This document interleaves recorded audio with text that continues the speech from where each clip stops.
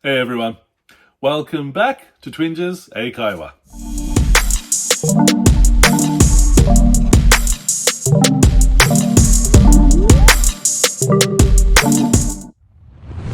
皆さんこんにちは。Twinges 英会話です。Welcome back。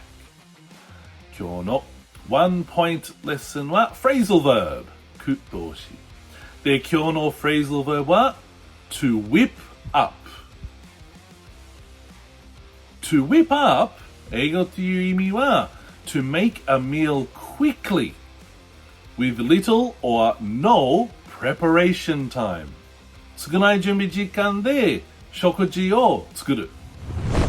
例えば I got home late last night so I whipped up some pasta for dinner 昨日遅くに帰りましたということは早速夕飯のパスタに作りました。で、もう一つ。We don't have time. Let's just whip up some sandwiches. 全然時間がない。早くサンドイッチ作りましょう。はい、皆さん、じゃあもう一回。To whip up. 準備時間少ないで、なんか食事を作る。はい、皆さん勉強しましたか？はい、よかった。それで質問あれば、大変ならば、みんな下コメントお願いします。で、皆さんいつも見る本当にありがとう。Thank you for watching and see you in the next one. Bye bye.